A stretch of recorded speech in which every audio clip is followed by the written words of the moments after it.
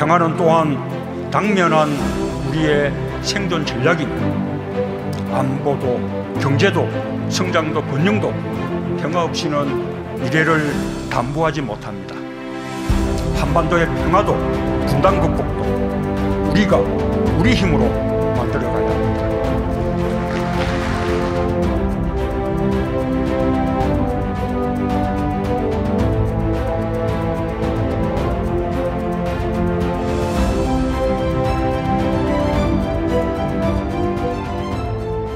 자, 그래서 그런 이제 북한 핵을 어떻게 동결시키고 이제 폐기시킬 것이냐 하는 이제 해법을 찾아가야 될 것 같아요. 그 한반도 주변에 이제 우리 평화 체제를 어떻게 구축할 것이냐 하는 것까지 연결해서 생각을 좀 해야 될 것 같습니다. 또 다자안보 체제까지도, 또 우리 입장에서는 평화와 통일까지도 이제 아울러 생각하는데, 우리 주변에 누구도 사실 평화 통일까지 그림을 그리고 있지는 않다고 생각해요. 당장 맨 첫 단계를 갖다 어떻게 풀 것이냐, 대북 압박 제재가 실효성이 있을 거냐 없을 거냐 하는 얘기만 하고 있는 것 같습니다. 이것만 해갖고 과연 북한을 갖다 대화를 끌어낼 것이냐. 북한 입장에서는 이 풀 옵션을 갖다가 우리 북한을 공격하는 풀 옵션이 아니라 자기들의 체제를 보장하는 것을 포함한 한반도 안보 체제를 보장할 수 있는 풀 옵션을 같이 얘기를 하는 것을 원하지 않을까요? 뭐 당연히 그렇죠. 그러니까 지금 현 단계에서 이제 미국 간의 어떤 대치점이라고 하는 건 이런 거죠. 그러니까 북한 입장에서는 기본적으로 우리의 핵 보유 지위를 인정해달라. 그리고 조건 없이 대화에 나와라. 그런데 미국 같은 데는 뭐 틸러슨 국무장관 같은 경우도 얘기했지만은 동결하라. 근데 동결도 그냥 동결이 아니고 검증 가능한 동결. 그러니까 가령 북한이 동결한다는 것은 뭐 핵실험 안 하고 미사일 실험 발사 안 하는 것뿐만 아니고 지금 그러니까 핵 관련 시설들, 그리고 거기에서 쉽게 해서 새로운 플루토늄이나 우라늄 같은 걸 생산하지 않는다라고 하는 것을 검증할 수 있어야 된다는 거니까요. 요걸 기본 전제 조건을 하고 거기에다가 비핵화에 관한 구체적인 소위 증거, 행보 또는 미래의 로드맵을 보여라고 하는 거거든요. 그러니까 지금 미국과 북한 간의 대화가 안 되는 게 서로 전제 조건이 다 달라요. 그러니까 간극이 좁죠. 그래서 그 대안으로 나온 것들이 지금 중국하고 러시아가 공동으로 나온 게 쌍중단, 쌍궤병행이라는 거죠. 이 수레바퀴 두 개가 동시에 굴러야 한다는 얘기인데, 즉 한반도 비핵화 논의와 함께 한반도 평화협정 논의도 동시에 진행이 돼야 된다는 얘기고요. 또 쌍중단, 북한의 핵미사일 도발과 함께 이 한미 연합 군사훈련도 중단돼야 한다는 겁니다. 그래서 그런 조건 하에서 서로 만나서 구체적인 걸 따져나가자라고 하는 거거든요. 그리고 더 나아가서는 북한 핵 문제를 영구적으로 해결하려고 하면은 결국 북한의 비핵화, 한반도 평화체제가 같이 가야 된다는 거거든요. 그러니까 두 번째 거는 우리 문재인 정부하고도 연이 다 있죠. 그래서 어저께도 우리 문재인 대통령께서도 트럼프 대통령 앞에서 항구적인 평화체제를 만들어야 되겠다는 거거든요. 그거는 민 의원님께서 말씀하신 바로 그런 것들입니다. 뭐 대표적인 게 한반도 평화체제 만들려고 하면 뭐 새로운 조약을 만드는 것도 필요하는지 모르지만 남북기본합의서 잘 지켜내고 6.15 공동선언 14 정상선언 잘 이행하고 그다음에 육자회담에서 나왔던 9.19 공동성명 그 2.13 합의 그다음에 미국 간에 했던 뭐 대표적인 게 2000년 10월 13일 날 올브라이트하고 조명록 사이에 했던 그 북미 공동성명 기존에 있는 것들만 지켜나가고 거기에다가 뭐 아까 제일 중요한 건 북미 수교겠죠. 그 다음에 북일 수교겠죠. 그리고 저는 개인적으로는 별도의 평화조약이 전 필요하지 않다고 보는 게요. 북한과 미국이 수교를 맺게 되면은 그 수교에 관한 기본 조약을 체결하고 그 안에 평화에 대한 그 규정을 좀 집어넣으면 되는 거거든요. 그래서 제가 볼 땐 어렵진 않다고 보는데 그러나 문제는 미국이 그런 인센티브를 북에 제공할 수 있는가. 그러니까 지금 논의가 이거예요. 그러니까 입구에 무엇을 놓느냐. 미국은 비핵화를 입구에 놓고 그 다음에 출구는 뭐냐. 출구라고 하는 게 이제 평화체제라고 이제 얘기를 하는 건데요. 비핵화를 입구에 놓을 수는 없다. 그러니까 동결을 입구에 놓고 그 다음 일련의 과정. 가령 예를 들어서 북한이 핵시설과 핵물질에 대한 검증 가능한 폐기. 그러면 이쪽에서도 좀 파격적으로 좀 쓰자. 그럼 뭐 군사들도 군사훈련을 뭐 동결하는 것도 있지만 더 나가서 그 정도 되면 수교해서 갈 수 있는 것 아니냐. 이런 얘기들이 나오는데 이거는 결국에 이제 로드맵을 만들어야 될 거예요. 그러니까 지금 내가 볼 때는 미국하고 일본이 갖고 있는 로드맵은 기본적으로 제재와 압박이고 북한의 비핵화를 입구에 놓는 것. 반면에 이제 중국하고 러시아가 갖고 있는 것은 동결을 입구에도 놓고 비핵화를 출구에 놓자고 하는 거고, 우리 정부는 이 양자 사이에서 어떻게 조화를 만들어서 좀 합리적인 해결책을 만들까, 요걸 고민하고 있는 것 같습니다. 그래서 한반도 운전자론을 갖다가 우리 대통령께서 베를린에서 이제 피력하신 바가 있는데, 미국, 일본의 로드맵, 중국, 러시아의 로드맵, 또 북한의 로드맵이 있는데, 사실 우리는 그 가운데서 우리의 로드맵을 말하기 굉장히 어려운 상황 아닙니까? 좀 국제 공조를 해야 되다 보니까 이 원론만 한쪽에서 이제 피력할 수밖에 없는 상황인 것 같아요. 그러나 어느 한편에서 정치권이든 학계든 또 이런 쪽에서 기본적으로 자꾸 로드맵에 대해서 활발한 그 제기가 있을 때 그것이 오히려 문재인 정부의 그러니까 운전자론을 갖다 뒷받침할 수 있는 가능성이 있지 않을까 하는 생각을 좀 해봅니다. 저 동의하는데요. 우선 우리 대통령께서 이제 운전자론을 얘기한 거는 이제 우리는 스스로 우리 운명을 결정할 수 있을 만큼 국력이 커졌습니다. 한반도의 평화도 분단 극복도 우리가 우리 힘으로 만들어가야 합니다. 지난 사실상 이명박 박근혜 정부 있었을 때 북한에 대해서 제재 압박을 가한다고 하면서 유엔 안보리에 외주를 주고 미국에 외주를 주고 이 외주를 주다 보니까 우리의 역할이 없어졌던 거거든요.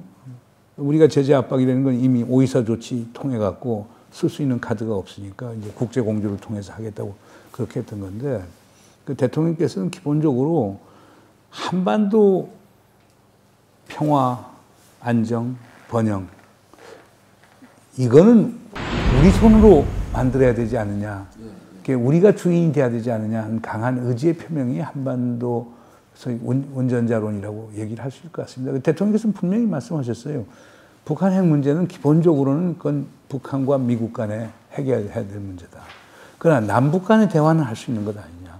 남북 간의 대화를 통해서 우리가 북한을 설득할 수도 있고, 그러면서 북한을 설득하는 과정을 통해서 북미 대화가 더 활성화될 수 있도록 도울 수 있는 것 아니냐. 그건 운전자 아니냐. 지금 그렇게 얘기를 하는 거죠. 그래서 하나는 운전사론에 있어서의 상징성이라고 하는 것은 하여간 우리가 중심이 돼서 문제 해결을 하는데 앞장서야 되겠다는. 강대국이 우리 운명을 좌우할 수도 없고 북한이 우리 운명을 좌우하게끔 놔둘 수도 없다. 결국에 북미 대화 활성화시켜주고 육자회담 재개하는데 우리가 좀 역할을 하고, 그러면서 그 관련 당사국자들 사이에서 분위기를 조성하는데 우리가 조금 더 긍정적이고 적극적 역할을 할 수 있는 것 아니냐. 요렇게 이해하면 되는 것 아닌가 생각이 됩니다.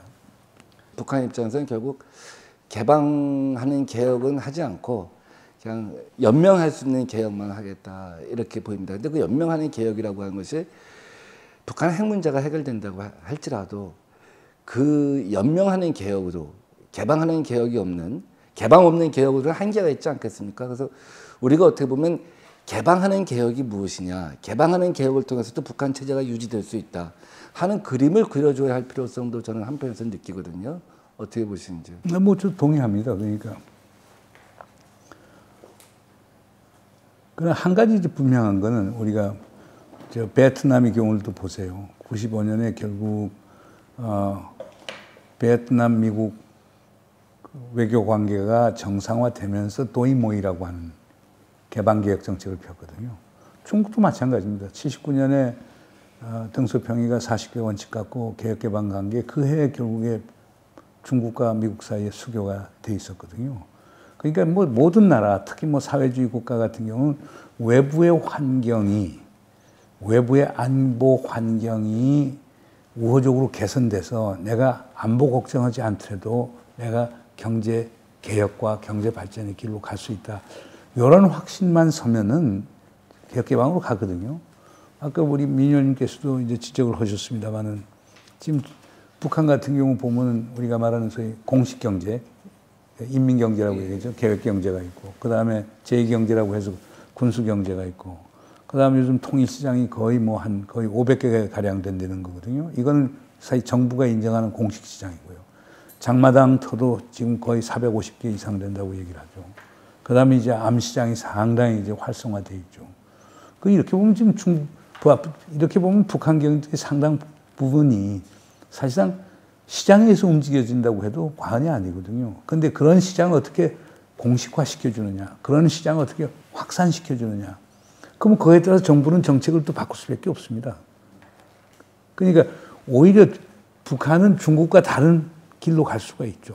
중국 같은 정부가 개혁개방이라는 틀을 만들고 그 안에 따라서 모든 제도 개혁을 하고 한 건데 지금 북한은 상당한 수준의 이제 소위 시장이 존재하고 있기 때문에 이걸 양성화시킨다라고 하면은 저건 더 빨리 갈 수가 있겠죠. 그러나 이제 문제는 제재와 압박 하에서는 그렇게 갈 수가 없겠죠. 지금 우리 트럼프 대통령께서 오셔서 하시는 게 모든 무역을, 북한과의 무역을 차단하고 그러는데 그러면 그렇게 갈 수가 없겠죠.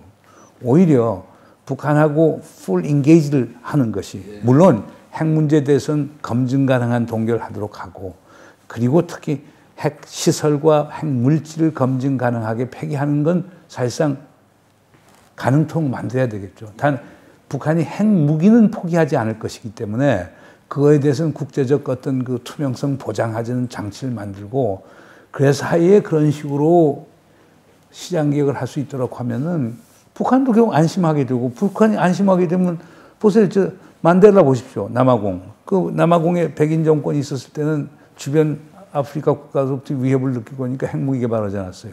만델라가 대통령 딱 되자 제일 먼저 한 게 결국에 남아공이 가졌던 핵무기 폐기란 말이에요. 그러니까 자발적 폐기거든요.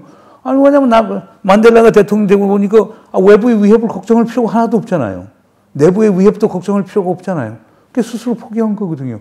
그래서 그 남아공 모델 또 한번 생각해 볼 필요가 있지 않는가 생각이 됩니다. 그래서 제가 이제 이상적으로 한번 꿈꾸는 얘기인지 모르겠습니다만, 어쨌든 그 북한 입장에서는 개방하는 개혁을 해도 체제가 보장받을 수 있다, 또 성공할 수 있다. 그래서 일각에서는 싱가포르 모델 같은 것이 어떻겠느냐, 권위주의 체제는 유지되면서 개방하는 국제경제 도시 같은 걸 갖다가 만드는 것이 어떻겠냐 하는 얘기죠. 그러니까 평양, 물론 이제 북한 핵 문제의 어떤 해결을 갖다가 병행하거나 전제로 한 얘기입니다만, 그래도 북한 입장에서 저렇게 국제 협력을 통해서 자기들이 살 길이 있구나라고 하는 걸 보여주는 것도 어떻게 보면 북한을 갖다 누그러뜨리고 대화로 나오게 하는데 의미가 있을 것 같다고는 생각입니다. 가령 싱가포르 같은 국제경제 도시다, 그런 것들이 해주 남포에 만약에 지어진다고 한다면, 그럼 결국 다수의 외국인이 와서 일하는 거 아니에요? 가령 뭐 남한에는 한 20만 명의 미국인이 와서 일을 하고 있는데, 그런 평양 해주 남포의 국제경제 도시를 우리가 국제 합의하에 IMF나 IBRD가 이제 보장을 해주고 국제 민간 자본이 들어와서 만약에 그런 국제경제 도시를 갖다가 건설한다고 한다면, 가령 미국 사람이 와서 4만 명, 5만 명만 일을 해도 북한 사람들이 볼 때는 전쟁은 없겠구나 하는 생각을 할 수 있지 않을까 하는 생각을 하는 것이죠. 물론 그 전에 낮은 선분 구상도 있고 한반도 신경제 지도 구상도 있고 여러 가지가 있습니다만, 이제 어떻게 보면 북한의 심장부를 갖다가 개방을 하되 그것을 갖다가 보장해 준다. 뭐 꼭 제가 어떤 아이디얼 타입을 갖다가 만드는 건 아닙니다만, 어떻게 보면 한편에서는 두 가지 그림을 다 그려줘야 되는 것이 아니냐. 동북아의 다자안보 체제라고 하는 그림 하나하고, 또 하나는 경제적으로 어떻게 그들이 번영과 성장으로 나올 것이냐에 대한 그림을 갖다가 한편에서는 자꾸 제시해 줄 필요가 있다는 생각이 좀 듭니다. 저도 전적으로 동의하는 게요. 그냥 해주 국제경제도시 같은 경우는 2007년 당시에서도 그건 가능하다고 봤죠. 그러니까 14 정상선언, 거기에 보면 서해 평화협력지대라고 하는데 그 제안이 있는데, 서해 평화협력지대 제안 중에 하나가 공동어로 지역 지정돼 있지만 해주 경제특구 만드는 거거든요. 해주 경제특구라고 하는 게 그 이유가 있습니다. 뭐냐면 해주 경제특구를 만들 경우에는 개성공단하고도 바로 연동이 될 수 있고, 인천하고도 연동이 될 수 있고, 그래서 그 골든 트라이앵글이라고 해서 황금 그 삼각구도를 거기 만들 수 있는 것 아니냐. 그러면 북한의 경우는 남포나 신의도 북쪽으로 생각할 수 있지만은 해주야말로 북한에서 가장 선도적으로 경제 개혁과 개방을 할 수 있는 그런 전략적 요충지가 아니냐. 그럼 해주가 지금 북한의 제일 큰 주사위 해군기지인데 해군기지가 결국에 경제, 새로운 국제경제 자유도시로 이렇게 전환할 수 있다. 이건 상당히 그 파격적인 거고 희망적인 거죠. 그러나 이제 문제는 지금 존재하고 있는 국제 제재 레짐 하에서는 현실적으로 불가능하게 되는 거거든요. 통일 비용이 너무나 많이 든다. 기하학적으로 많이 든다. 그래서 어떻게 보면 통일에 대한 거부감을 확산시킨 측면이 있어요. 근데 독일이 통일 비용이 많이 든 거는 동서독 화폐를 1대1로 교환한 것도 있고 그 토지를 소유권을 갖다 인정해 준 것 때문에 그렇게 통일 비용이 많이 들었다고 봅니다. 근데 사실 지금 북한의 토지는 누구 것인지 알 수가 없잖아요. 한 70년이 지나서. 그래서 사실은 국가의 소유라고 봅니다. 그래서 만약에 해주남포가 이렇게 개발이 된다고 하면 이 물류는 이동하는 것이기 때문에 나머지 지역들로도 경제 개발이 이어질 수밖에 없잖아요. 그렇게 되면 그걸 갖다가 토지는 국가가 소유하되 준 것처럼 그걸 증권화 유동화 해나가면 실제로 우리가 통일 비용이 천문학적으로 들지 않고 오히려 거기서 개발 자금을 뽑아낼 수 있지 않을까 하는 생각도 하거든요. 글쎄 뭐 통일 비용이라고 하는 게 뭐 많은 얘기들을 하고 있는데요. 뭐 통일 비용이라는 게 뭐 북한의 뭐 인프라 투자하는 데 들어가는 비용도 있지만 제일 중요한 건 북한 주민들의 소득을 우리 한국 남한 주민들의 몇 %까지 올리느냐 하는 거거든요. 남한 주민하고 같은 수준을 올리면 엄청난 비용이 드는 거고 한 반 정도로만 잡으면 그만큼 적게 드는 건데 근데 그건 어떤 통일을 원하느냐하고 관련이 되는 것 같아요. 그냥 단일민족 국가라든가 연방제라든가 낮은 단계 연방제에서 주권이 하나인 상황이 돼서 남과 북 사이에 그 우리가 말하는 하나의 주권을 가진 통일이 되게 되면 그건 비용이 상당히 많이 나올 겁니다. 그러나 우리 정부의 공식적인 정책은 사실상 중간 단계로서의 남북연합이거든요. 그럼 남과 북이 다 주권을 가진 상태 하에서 통합 형태, 유럽 연합과 같은 통합 형태로서 통일을 이뤄나간다. 그럼 비용 별로 안 들 겁니다. 그리고 왜냐하면 북한이 어느 날 우리에게 흡수가 돼서 우리 대한민국의 일부가 돼버리면요. 북한 개발하는데 ODA, 그 개발 원조 하나도 못 끌어옵니다. 한국이 OECD의 멤버 국가이기 때문에 독일이 하나도 그래서 외부에서 ODA 못 끌어왔죠. 근데 그렇기 때문에 어려움이 많게 되죠. 그러나 우리가 말하는 두 개의 주권을 가진 남과 북이 남북연합, 국가연합을 만들었을 경우에는 ODA를 많이 끌어올 수가 있겠죠. 그렇게 되면 비용이 그만큼 많이 줄어들 수 있기 때문에 제가 볼 때는 하여간 점진적 통일을 간다라고 하면은 통일 비용이 그렇게 많을 거라고 보지는 않습니다. 그 한반도 안보 체제, 궁극적인 안보 체제 어떻게 그릴 것이냐. 그래서 중국하고 러시아하고 일본하고 미국이 동의하고 남북한이 동의할 수 있는 그림이라고 하는 것이 결국 무엇이냐에 대한 또 상상력도 저는 좀 필요하다고 필요하죠. 보거든요. 그 전에는 우리 김대중 대통령이 북한 방문했을 때는 주한미군은 동북아 평화의 질서 유지자라고 하는 것에 대해서 중국하고 북한도 동의했었잖아요. 근데 지금은 중국하고 북한이 그걸 쉽게 동의하지 않을 거라고 보거든요. 그래, 근데 하여간 가봐야 알겠죠. 뭐. 가봐야 그거는 이제 정상들 간에 얘기하는 과정에서 나올 수 있고, 그 다음에 어떤 형태든 어떤 그게 평화 체제든 평화 조약이든 그 과정에서 주한미군에 대한 그 지위에 관한 문제점들이 나오겠죠. 근데 여기 우리 한국 사회에서 논의되는 것 중에 제가 이해되는 것 중에 이해하기 어려운 것 중에 하나는 가령 평화 체제 만들면 주한미군 바로 철수하고 한미동맹 깨진다라고 얘기하는 건데 그건 참 동의하기 어려운 부분이 있어요. 자, 우리가 원하는 건 북한의 비핵화예요. 북한이 원하는 것은 한미동맹 해체에다가 주한미군 철수가 그들의 목표란 말이에요. 그러면 두 개의 목표를 갖고서 협상을 할 거 아닙니까? 협상의 결과는 절충이 되겠죠. 네. 그럼 그 중간 정도에 나오는 거거든요. 그게 김대중 대통령이 김정일 위원장을 설득을 해서 통일회도 왜 주한미군이 필요한가라고 하는 걸 얘기할 수 있었던 거거든요. 그렇기 때문에 뭐 한반도 평화체제, 그러면 주한미군 철수, 한미동맹 해체 그런 등식은 형성되지 않습니다. 그래서 제가 볼 때는 그걸 너무나 그 논리의 비약적인 거고요. 우리의 안전에 가장 중요한 한미동맹이라고 하는 것을 우리가 손쉽게 포기할 수 있는 건 아니거든요. 협상을 해보면은 그 절충안이 나올 수 있고, 그걸 또 우리 남과 북, 미국은 미국대로 또 국민적 합의도 구해야 되는 거니까 이걸 통하는 거니까 그런 우려는 너무 미리 하실 필요는 없다고 저는 봅니다. 그 전 정권 하에서 사드 배치가 어떻게 결정됐냐 하는 것과 관련해서 제가 얼핏 그 당시에 정부 사이드에 있는 사람들한테 얘기를 들은 바가 있습니다. 중국의 전승 70주년 때 박근혜 대통령이 그 열병 사회에 참여하기로 했잖아요. 그래서 블라디미르 푸틴 옆에 이제 세 번째 위치에 있었단 말이죠.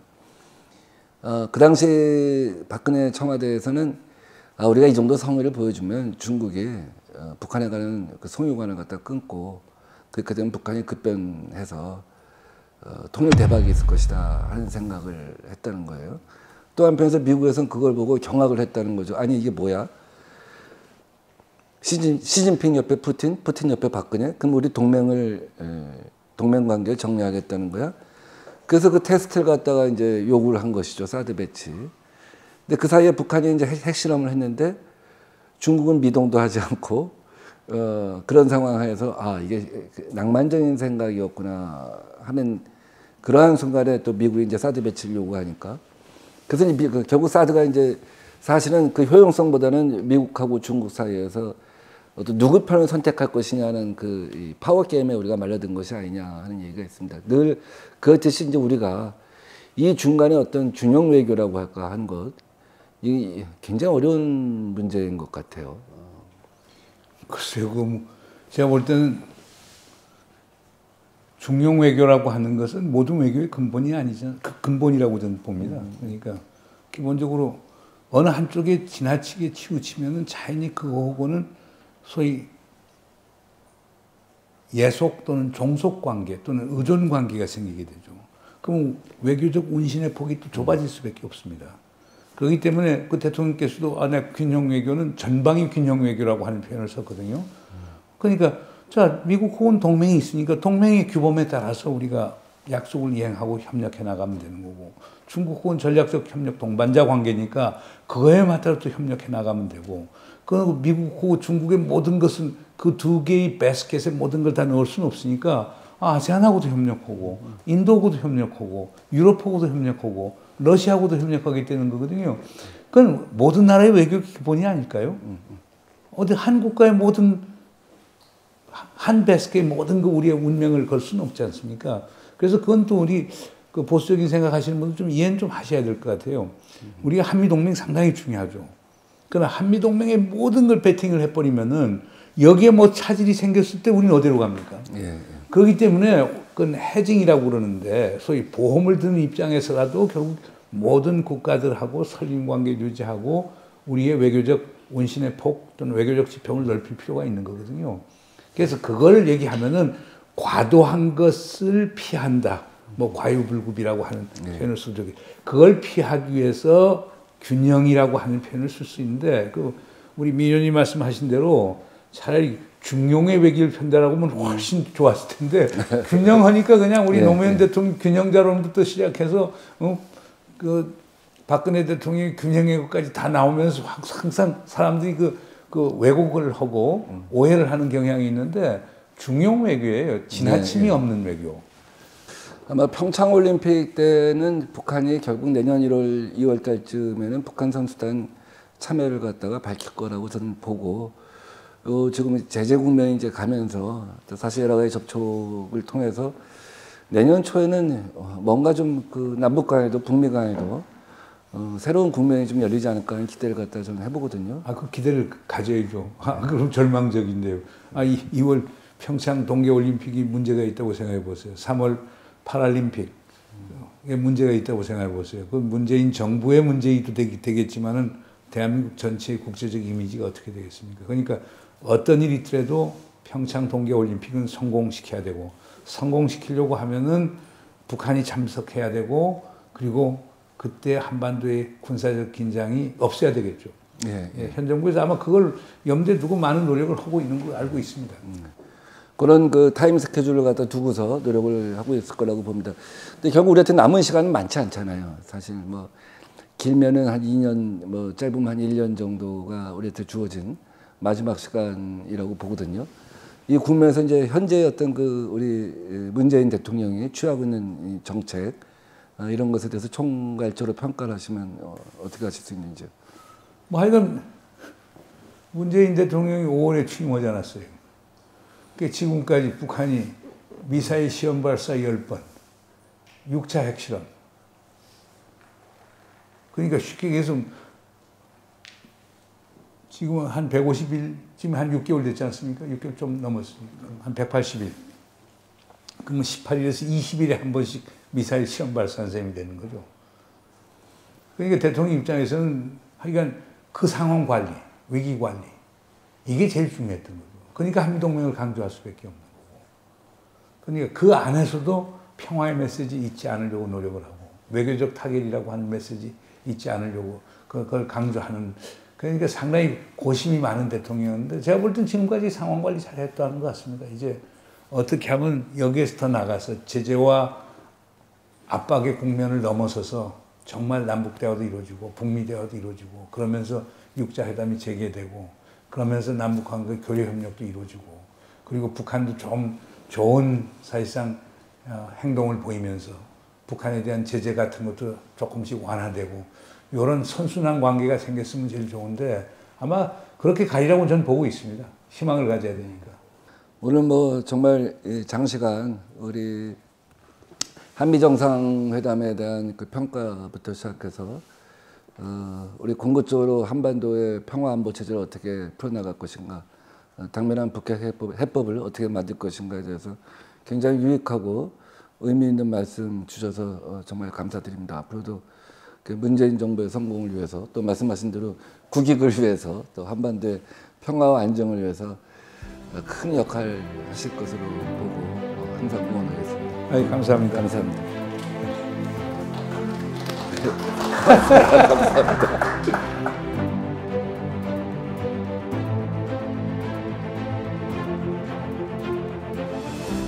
평화는 또한 당면한 우리의 생존 전략입니다. 안보도, 경제도, 성장도, 번영도 평화 없이는 미래를 담보하지 못합니다. 한반도의 평화도, 분단 극복도 우리가 우리 힘으로 만들어가야 합니다.